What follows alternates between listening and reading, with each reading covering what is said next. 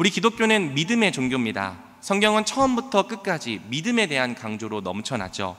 우리는 믿음으로 구원받고 믿음으로 의롭다함을 받습니다. 믿음으로 상을 받고 때로는 믿음으로 긴 고난의 시간을 인내하기도 하죠.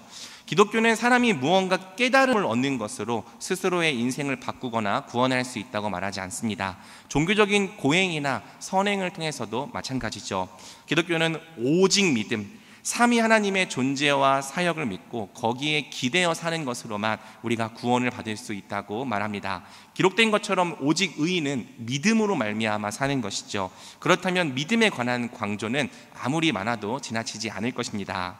하지만 문제는 사람마다 이 믿음에 대한 정의가 각각 다를 수 있다는 거예요. 우리가 믿음이라고 하는 단어를 워낙 많이 사용하다 보니까 이 단어의 정의나 개념 자체가 조금씩 오염될 수 있는 거죠. 어떤 사람에게 믿음이란 딱히 이 성경에 기록된 어떤 사실을 내가 적극적으로 거부하지 않고 그렇다 인정하는 것을 의미합니다. 나는 신이 있다고 생각하니까 나는 믿는다라고 생각을 하는 거죠. 예수님이 나를 위해 죽으신 것을 딱히 거부하지는 않으니까 그것이 곧 내가 예수님을 믿고 있는 것이라 생각하는 거예요. 어떤 사람에게는 믿음이 내가 하고 있는 어떤 종교 활동을 의미하기도 합니다. 나는 매주 교회도 다니고 있고 이런저런 섬김도 하고 있다. 그러니 나는 이런 활동들을 하고 있기 때문에 하나님을 믿고 있는 거야 라고 생각하기도 하는 거죠. 또 어떤 사람에게 믿음이란 맹신과 맹종을 의미하기도 해요. 아무 생각하지 말고 이해하려고 하지도 말고 그냥 무조건 믿고 따르는 것, 이것이 믿음이라고 생각하는 거죠. 이렇게 믿음의 정의가 각각 다르다 보니까요, 똑같이 믿는다는 사람들끼리 모여 있어도 동상이몽 각각 다른 생각을 하고 있는 경우가 의외로 많습니다. 확실한 것은 우리는 우리 기준의 믿음이 아니라 하나님 기준의 믿음, 즉 성경이 증언하는 믿음으로만 구원을 얻게 되리라는 것이죠. 그렇다면요, 믿음이 있냐 없냐의 문제도 정말 중요하지만 우리가 어떤 종류의 믿음을 갖고 있느냐, 이 문제도 굉장히 중요한 것입니다. 우리가 가진 믿음이 정말 성경이 말하는 그 믿음인지, 그 믿음과 정말 일치하는지를 반드시 성경을 기준으로 점검해 볼 필요가 있는 것이죠. 이전 본문에서 히브리서는 우리에게 믿음의 도리를 굳게 붙잡으라고 말했습니다. 우리의 믿음은 단지 이론적인 동의에서만 끝나면 안 되고요, 반드시 그걸 정말 믿는다면 그 믿음에 합당한 실천적인 적용으로까지 이어져야 하는 거죠. 예수님께서 새 언약의 중보자로서 우리를 위하여 이루신 일들을 우리가 정말 믿는다면 이제 우리는 반드시 그 변화에 합당한 삶을 살아야 한다고 성경은 말하는 거예요. 참 마음과 온전한 믿음으로 매일 하나님께 담대히 나아가는 거죠. 또 서로 돌아보아 사랑과 선행을 격려하며 모이기에 힘쓰는 삶을 살아가는 것입니다. 반대로 예수님께서 이루신 일들을 내가 안다라고 말하면서도 그 믿음에 합당한 삶을 사는 것을 거부하는 것은 성경은 이렇게까지 말하고 있어요. 하나님의 아들을 짓밟고 성령을 모욕하는 죄다. 히브리서는 약속된 것을 받기 위하여서는 우리에게 인내가 필요하다고 말하면서 하나님은 우리가 뒤로 물러서는 것을 원치 않으시다 말하는 거죠. 히브리서 10장 38절입니다. 나의 의인은 믿음으로 말미암아 살리라. 또한 뒤로 물러가면 내 마음이 그를 기뻐하지 아니하리라 하셨느니라. 자, 그러면서 히브리서는 우리가 뒤로 물러가 멸망할 자들이 아니요 오직 영혼을 구원함에 이르는 참된 믿음을 가진 자라고 말하는 것입니다. 우리는 뒤로 물러가 멸망한 자가 아니요 오직 영혼을 구원함에 이르는 믿음을 가진 자니라. 우리는 뒤로 물러가 멸망할 자들이 아니다. 우리 안에는 오직 영혼을 구원함에 이르는 참된 믿음이 있다. 바로 이 믿음을 가지고 우리가 이 고난의 싸움에서 끝까지 인내해야 한다. 바로 이러한 문맥에서 히브리서는 우리에게 믿음장이라고 불리우는 11장을 보여주는 것입니다. 이 11장을 통해 영혼을 구원하는 참된 믿음이란 어떤 믿음인지를 우리에게 여러 예시들을 통해 세세하게 가르쳐 주는 것이죠. 히브리서 11장은 믿음장이라는 그 명성에 걸맞게 자주 또 매우 다양한 방식으로 설교되어 온 본문입니다. 어떤 분들은 11장에 나오는 이 믿음의 영웅들을 한 주에 한 명씩 설교를 해서요, 몇 달 동안 11장만 가지고 설교하기도 하십니다. 저는 그런 설교도 들어보았어요. 근데 저희가 이제 시간이 제한되어 있다 보니까 그렇게까지는 할 수 없고요, 히브리서 11장을 한 3번 정도에 나누어서 할 수 있는 한 단숨에 읽어보려고 합니다. 그리고 인물 한 명 한 명의 일화를 자세히 다루기보다는 비슷한 이 특징을 가진 인물들을 좀 그룹핑해서 공통적으로 나타나는 믿음의 특징이 무엇인지를 본문을 통해 정리해 보려고 하는 것이죠. 그 중에서도 오늘 우리는 히브리서 11장 전체의 기초가 되는 믿음의 본질을 1절부터 3절까지를 통해 함께 정리해 볼 것입니다. 과연 영혼을 구원함에 이르는 참된 믿음이란 어떤 믿음인가? 오늘 우리 안에는 어떤 믿음이 있어야 하는가? 본문을 통해 함께 살펴보겠습니다. 자, 먼저 1절은 11장 전체를 관통하는 믿음의 본질을 이렇게 정의합니다. 우리 함께 다시 한번 읽어보겠습니다. 믿음은 바라는 것들의 실상이요 보이지 않는 것들의 증거니. 자, 믿음은 바라는 것들의 실상이요 보이지 않는 것들의 증거다. 여기서 실상은 이 원뜻의 의미를 따라서 한번 실체라고 번역해 보겠습니다. 이 말씀은 굉장히 유명한 말씀이죠. 하지만 또 막상 이 문장 자체만 놓고 본다면 생각보다 명확히 이해하기가 쉽지 않은 문장이기도 합니다. 중간에 수식어를 제외한다면 이 말씀은 믿음은 실체와 증거다, 이렇게 이해해 볼 수 있을 거예요. 그런데 대체 믿음이 실체와 증거다라는 이 말씀이 우리가 대충 느낌은 오더라도 어떤 의미인지 정확하게 이해하기가 쉽지가 않은 거죠. 막상 생각해 보면은 모호한 정의더라는 거예요. 그래서 우리는 대부분 이 문장을 어느 정도는 의역해서 이해를 하고 있습니다. 찾아보니까 학자들도 마찬가지더라고요. 학자들도 이 한 구절의 해석에 굉장히 많은 제안을 하면서 사실상 의역을 하고 있어요. 자, 이럴 때 중요한 것은 바로 문맥이죠. 11장 전체의 문맥에 비추어 볼 때 우리는 1절을 이렇게 좀 이해해 볼 수 있을 것 같습니다. 믿음은 우리가 바라는 것들, 그러나 보이지 않는 것들을 참된 실체와 확실한 증거로서 붙들게 만드는 영적인 능력이다. 좀 길죠? 제가 다시 한번 읽어드리겠습니다. 믿음은 우리가 바라는 것들이에요. 그러나 그것은 보이지 않아요. 그 보이지 않는 것들을 참된 실체와 확실한 증거로서 붙들게 만드는 영적인 능력이다. 무슨 말입니까? 풀어서 설명하자면 이렇습니다. 우리가 예수님 안에서 바라고 소망하는 것들은 모두 보이지 않는 것들이죠. 우리 죄가 예수님의 피로 깨끗하게 된 것 보이지 않아요. 그로 말미암아 우리가 의롭다 하심을 받고 하나님과 화평을 누리게 된 것 보이지 않습니다. 예수님이 지금 하나님 우편에 앉아서 우리를 위해 중보하고 계신 것 보이지 않아요. 오늘 우리 안에서 역사하고 계시는 성령 보이지 않습니다. 장래에 예수님께서 우리를 위하여 다시 오실 것 보이지 않습니다. 오셔서 우리에게 영원한 하나님 나라와 안식을 주실 것 보이지 않아요. 우리가 예수님 안에서 바라는 것들은요, 그것이 과거의 일이든지 현재의 일이든지 장래의 일이든지 모두 다 보이지 않는 것들 뿐입니다. 그렇다면 이 보이지 않는 것들을 대체 우리가 어떻게 실체로 붙을 것인가, 또 확실한 증거로 붙잡을 수 있을 것인가, 이 문제가 우리에게 대두된다는 것이죠. 여러분, 이 문제가 우리에게 중요한 이유는요, 우리는 불확실한 것에 우리의 목숨과 인생을 절대로 걸 수 없는 존재들이기 때문입니다. 여러분, 실체가 아닌 허상에 우리의 목숨을 걸 수 있겠습니까? 증거가 없는 불확실한 일에 우리 인생을 맡길 수 있겠습니까? 그럴 수 없어요. 부활이 실체라고 여겨지지 않는다면 어떻게 우리가 이 땅에서 예수님과 함께 낮아지고 죽는 삶을 살 수 있겠습니까? 부활이 없는데요. 한 번 죽는 것으로 모든 것이 끝인데요. 그러면 우린 절대로 예수님과 함께 죽는 삶을, 낮아지는 삶을, 섬기는 삶을 살 수가 없는 거죠. 1분 1초라도 더 높아질 길을, 더 살 길을 찾아내야만 하는 것입니다.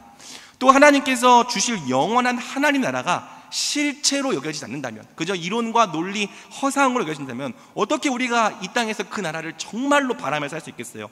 만약 우리에게 이 세상이 전부라면 우리는 어떻게 해서든지 이 땅에서 하나라도 더 얻고 더 누리며 살려 할 것입니다. 왜? 하나님 나라가 실체가 아니기 때문에, 이 땅이 전부기 때문에. 만약 성경이 말하는 보이지 않는 약속들이 우리에게 진짜로 존재하는 이 실체로 인식되지 않는다면, 예수님께서 이미 이루셨고 이루고 계시고 장차 이루실 일들이 확실한 증거로서 우리의 마음을 사로잡지 못한다면 우리는 거기에 우리의 목숨이나 인생을 단 한 줌도 걸 수가 없는 거죠. 진짜로 있을지 없을지도 모르겠는 그런 허상과 불확실한 일들 때문에 손해를 보거나 현재의 삶을 희생시킬 수 없다는 것입니다.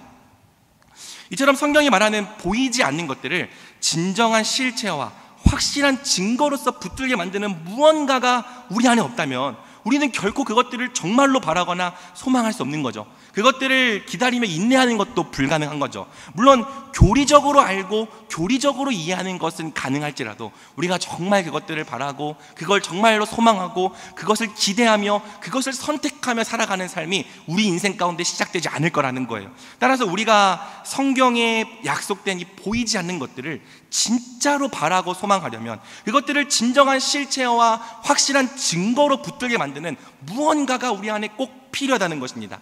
그게 뭐라는 거죠? 바로 성경은 믿음이라고 말하는 거예요. 믿음이 바로 우리 안에서 보이지 않는 것들을 진정한 실체와 확실한 증거로서 붙들게 만드는 영적인 능력, 바로 그 무언가인 것이죠.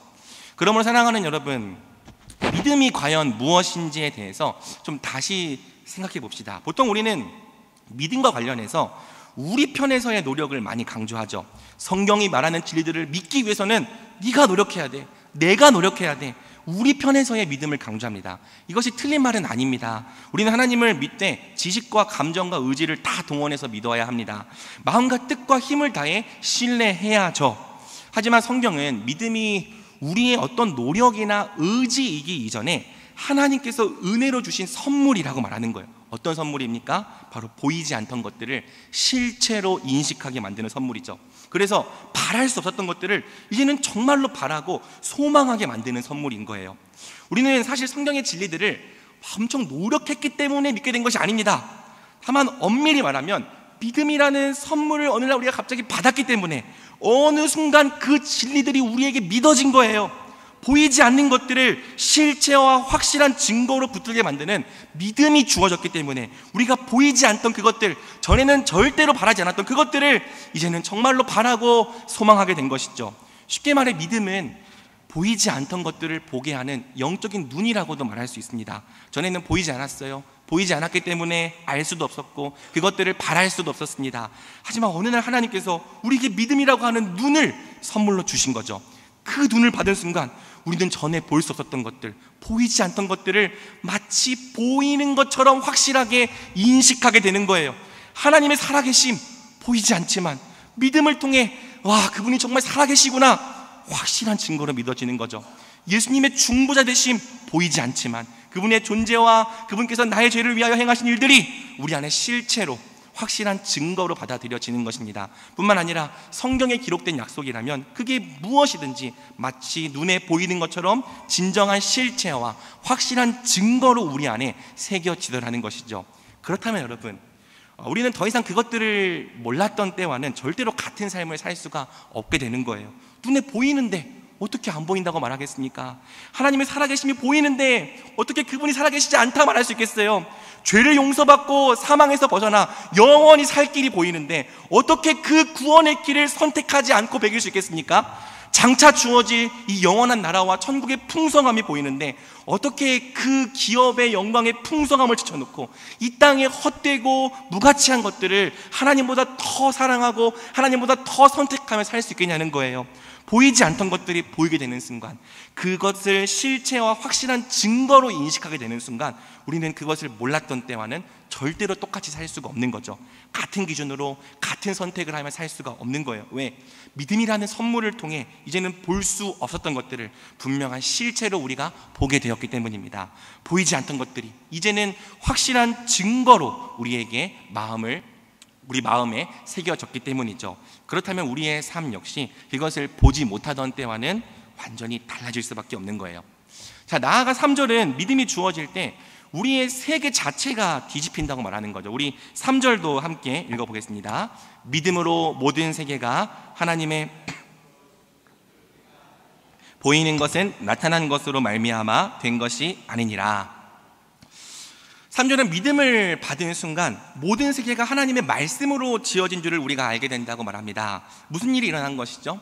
믿음을 받은 순간 우리의 세계가 바뀐 거예요. 하나님이 전혀 존재하지 않던 세계에서 이제는 하나님이 창조하시고 하나님이 다스리시는 하나님 중심의 세계로 변화된 것입니다. 분명 믿음을 갖기 전에도 우리가 이 세상을 매일같이 보고 있었습니다. 그러나 매일 세상을 보면서도 이 세상이 누구에 의해 어떤 목적으로 어떻게 만들어진지 전혀 알지 못했습니다. 생각해 보려고 한 적도 없고요. 하지만 믿음을 갖게 되는 순간 우리는 비로소 알게 되는 거예요. 와, 이 세상은 정말로 하나님의 말씀으로 창조되었구나. 왜? 보이는 것은 나타난 것으로 말미암아 된 것이 아니니라.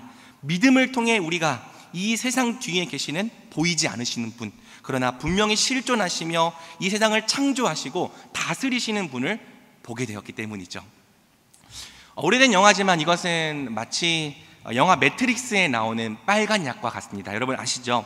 작중에서 모피어스는 주인공 네오에게 이 세상의 진실을 알고 싶다면 빨간 약을 먹으라고 하고요, 진실을 모른 채 그저 평범하게 살고 싶다면 파란 약을 먹으라고 합니다. 네오는 고민하다가 결국 어떤 약을 먹었죠? 빨간 약을 먹어요. 빨간 약을 먹고 이 세상의 진실을 알게 됩니다. 이 세상의 사실은 인공지능이 만든 가상세계며 자신은 그 인공지능에게 노예처럼 지배를 당하고 있었다는 사실을 깨닫게 되는 거죠. 영화의 본격적인 시작은 바로 거기서부터예요. 진실을 깨달은 순간 네오는 더 이상 예전처럼 인공지능에게 종노릇하며 살 수가 없는 거죠. 자유와 해방을 얻고자 동료들과 함께 저항하는 삶을 살아가기 시작하는 겁니다. 진실을 몰랐을 때에는 상관이 없었을지라도 이제 빨간 약을 먹고 이 세상의 진실을 알아버린 순간 더 이상 예전과는 똑같이 살 수가 없더라는 거예요. 진실을 안다는 것, 세계가 바뀐다는 것이 바로 이런 의미인 거죠. 세상 자체가 바뀌었다는 것이 아닙니다. 세상 자체는 그대로 있을지라도 그 세상의 진실을 보는 눈이 바뀌어버린다면 이제 우리는 그 진실에 걸맞는 삶을 반드시 살아가게 되어 있는 거예요. 마찬가지죠. 믿음이 주어지는 순간 우리는 세상의 진실을 알게 됩니다. 이 세상 뒤에 세상을 창조하신 하나님의 살아계심을 알게 됩니다. 지금도 그분이 이 세상의 진정한 왕이시며 다스리시는 분임을 알게 됩니다. 우리가 창조된 목적도요 바로 그분의 영광을 위한 것임을 알게 됩니다. 동시에 이 땅의 사람들이 하나님을 떠나 있고 대적하고 있으며 하나님께서 그러한 죄인들을 향해 진노하고 계심을 알게 되는 거죠.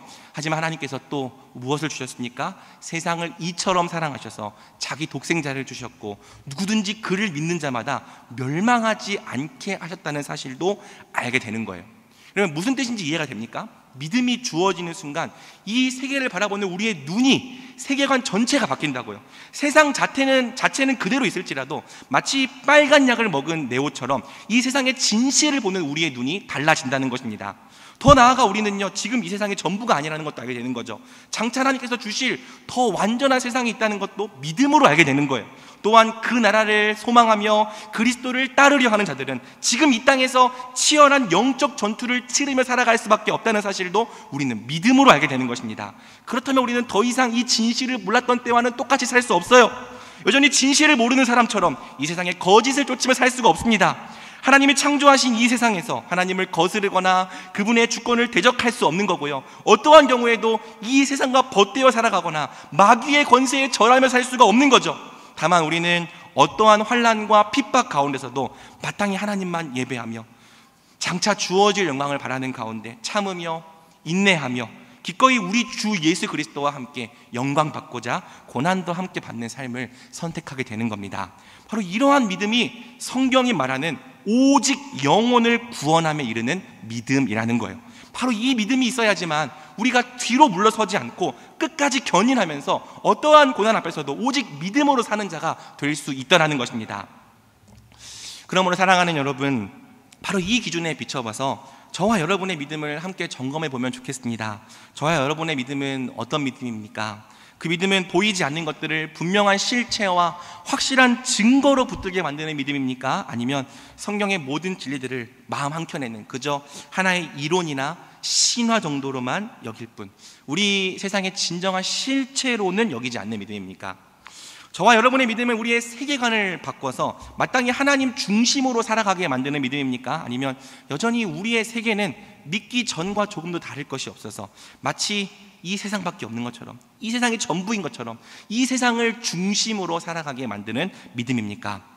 만약 우리의 믿음이 성경이 증언하는 이 믿음이 아니라면 우리는 믿음이 있다라고 말하면서도요 세상과 조금도 다르게 살 수가 없는 거죠. 왜? 우리에게 성경의 모든 교리들은 그저 하나의 논리나 이론, 가설이나 신화에 불과할 뿐 우리가 살아가는 이 세상의 실체가 아니기 때문이에요. 교리적으로는 알아도 정말 내가 회개하지 않으면 죄로 말미암아 죽을 것과 영원히 심판받을 것이 진짜라고 여겨지진 않는 거죠. 그러니까 죄를 짓는 게 두렵지가 않은 거예요.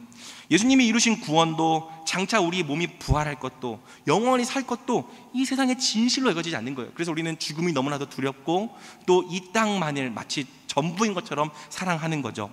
다만 우리에게는 여전히 돈이 최고인 세상과 물질이 전부인 세상이 실체라고 여겨지는 것입니다. 힘있고 권세 있는 사람들이 모든 것을 다 가지고 다 누리는 세상이, 그게 세상의 진실이라고 생각하는 것입니다.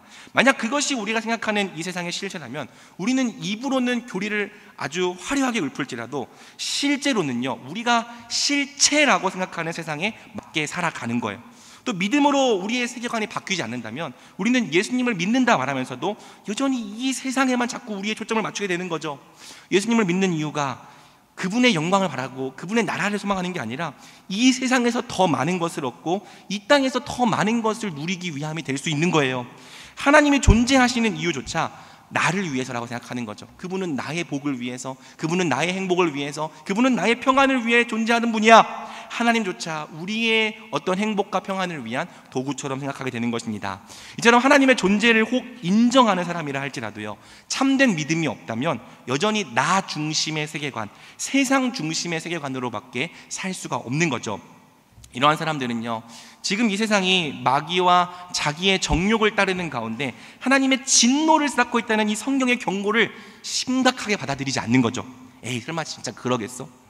또 이 심판받을 세상에서 예수님을 따르는 삶이란 때때로 고난받는 삶과 전투하는 삶이 될 거라는 이 성경의 경고를 가볍게 흘려듣는 것입니다. 에이, 예수님 믿는다 꼭 그렇게까지 살아야 돼? 그러면서도 하나님을 믿는데 내 인생은 왜 이렇게 안 풀리냐고 불평하는 거고요. 조금이라도 어려운 일을 당하면 하나님의 선하심 자체를 부정해버리는 거죠. 장차 올 세상에 대한 기대와 소망은 전혀 없고요. 오로지 이 땅이 내 행복을 결정짓는 유일한 요소, 유일한 조건이 되는 거예요. 기독교라는 종교는 믿는데 세계관은 전혀 바뀌지 않은 거죠. 아니, 애초에 그 믿음은 성경이 증언하는 믿음, 우리의 세계관을 바꾸는 그러한 믿음이 아니었던 것입니다. 그렇다 보니 기독교를 믿는다고 말하면서도요, 자꾸만 이 자신의 세속적인 세계관과 신앙적인 명제들이 충돌하는 일이 벌어지는 것입니다. 여러분, 히브리서를 처음 받는 독자들도 마찬가지였어요. 그들의 가장 큰 문제가 무엇입니까? 예수님의 중보자 되심을 교리로는 받되 실체로는 받지 않는 거죠. 예수님이 가져오신 새 언약 시대를 머리로는 이해할 것 같지만 그들의 세계관으로 받아들이지는 않는 겁니다. 그러다 보니까 이 예수님께서 드리신 한 완전한 제사에 대해서 아무리 듣고 또 배워도 여전히 그리스도의 말씀의 초보에 머물러 있는 거고요. 그것이 정말 우리 세상의 진짜 실체다, 이것이 우리 세상의 진정한 진실이다라고 믿기보다는 아직도 저 성전에서 드리는 저 제사가 진짜 제사 같은데 그렇게 생각을 하고 있는 거예요. 예수님이 성취하신 새 언약의 유익을 믿음이 없으니까요, 하나도 똑바로 누리지 못하며 살아가는 것입니다. 예수님을 실제로 믿지 못할 때 결국 그들은 어떻게까지 했습니까? 배교하게 된 거죠. 예수님을 저버리고 결국엔 자신의 마음속 깊은 곳에서 그들이 진짜 실체라고 믿는 그것을 향해서 되돌아가 버린 거예요. 마찬가지입니다. 성경이 가르치는 교리들이 그저 우리에게 교리이기만 할 뿐, 그것이 정말 우리 세상의 실체가 아니라면 우리는 결코 그 교리에 합당한 삶을 살 수가 없습니다. 교리로는 부활을 고백해도 마치 부활이 전혀 없는 것처럼 살아갈 수 있고요, 교리로는 천국을 고백해도 마치 천국이 전혀 없는 것처럼 살 수 있습니다. 보이지 않는 것들을 실체로 붙들게 하는 믿음이 없이는 우리는 그 보이지 않는 것들을 진짜로 바라며 선택하는 삶을 살아갈 수 없는 거죠. 그러므로 사랑하는 성도 여러분, 이 기준에 근거하여서 우리의 믿음이 정말 성경이 말하는 그 믿음인지를 오늘 이 밤에 꼭 점검해 보면 좋겠습니다. 우리의 믿음은 성경의 모든 약속을 진짜 실체로 우리 세상의 진정한 사실로 받아들이는 믿음입니까? 우리는 정말로 성경이 증언하는 세계, 하나님이 창조하셨고 죄로 말미암아 타락했으나 지금도 하나님이 구속해 가시고 앞으로도 완성하실 그 세계에 살고 있습니까? 만약 우리에게 믿음이 없다면 우리는 언제까지나 믿음에 합당한 삶을 시작조차 할 수 없는 거죠. 믿음으로 끝까지 인내하는 것도 불가능합니다. 왜? 우리의 믿음은 어쩌면 성경이 말하는 이 참된 믿음과는 다른 믿음일지도 모르기 때문이에요. 만약 그렇다면 우리가 함께 은혜를 간구합시다. 만약 우리에게 믿음이 없다면 그 믿음 없음을 인정하면 되죠. 내가 믿나이다, 나의 믿음 없음을 도와주소서. 간절히 부르짖었던 그 한 아이의 아버지처럼 오늘 우리에게도 보이지 않는 것들을 참된 실체로 붙들고 바라는 이 참된 믿음을 달라고 간절히 간구합시다. 이 세상에 정말 하나님의 말씀으로 창조된 것을 아는 믿음, 우리의 세계관을 바꾸는 믿음을 허락해 달라고 기도합시다. 그렇게 기도할 때 하나님께서 오늘 우리에게 오직 영혼을 구원함에 이르는 참된 믿음을 선물로 주실 것입니다. 그 선물을 받을 때 우리는 정말로 하나님이 살아계신 것과 이 세상이 하나님의 말씀으로 창조된 것을 알게 될 거예요. 오늘 이 밤에 여기 계신 모든 성도님들이 바로 이 믿음, 영혼을 구원함에 이르는 참된 믿음을 다 소유한 자들이 되기를 주님의 이름으로 축복합니다. 자, 한편 만약 우리에게 성경이 말하는 이 믿음이 선물로 주어지기만 한다면 우리는 그때부터는요, 복음이 말하는 모든 은혜를 다 우리 인생 속에서 삶의 실체로 누리며 살아가게 되는 거죠. 여러분, 이 믿음이 있을 때 우리는 예수님의 십자가를 진짜 실체로 붙들게 될 거예요. 예수님의 십자가가 진짜 우리 인생의 실체라면 우리는 내가 용서받았다는 양심의 자유와 화평을 만끽하며 살아가게 될 것입니다. 이 믿음이 있을 때 우리는 예수님의 부활을 진짜 실체로 붙들게 될 거예요. 그렇다면 우리는요, 더 이상 내가 죄의 종이 아니고 이제는 예수님 안에서 부활 생명을 가진 자, 더 이상 죄에게 종노릇하지 않고 이제는 예수님의 생명으로 새 사람으로 살 수 있게 된 변화된 자임을 우리는 믿게 될 것입니다. 확신하게 될 거예요. 이 믿음이 있을 때 우리는 칭의를 실체로 붙들며 내가 예수님만큼 하나님 앞에서 의롭게 여겨지고 있음을 마음 깊이 수납하게 될 거예요. 더 이상 정죄감에 휩싸이지 않을 겁니다. 양자됨을 진짜 실체로 붙들 때 우리는 하나님이 정말 내 아버지가 되신 것, 그분께서 정말 우리 삶을 책임지시고 돌보고 계신 것을 마음 깊이 신뢰하게 될 거예요.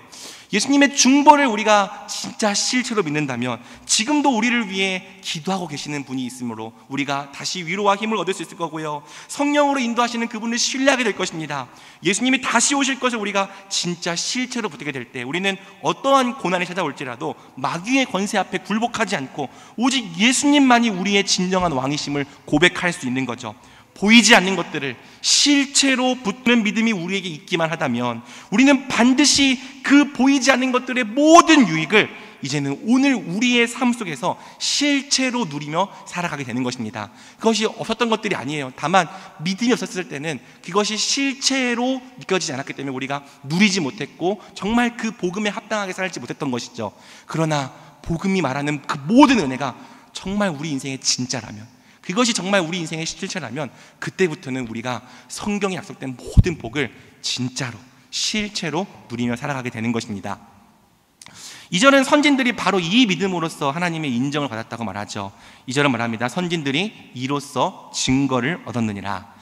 개역개정은 조금 번역이 헷갈리게 되어 있는데요, 실제 원뜻은 선진들이 바로 이 믿음으로써 하나님께 인정을 받았다는 뜻입니다. 같은 구절을 우리말 성경은 이렇게 번역하고 있어요. 참으로 조상들은 이 믿음으로 인정을 받았습니다. 11장에 등장하는 모든 사람들은요, 바로 이 믿음, 보이지 않는 것들을 실체와 확실한 증거로 붙들며 그것을 누리고 바라고 사모했던 사람들입니다.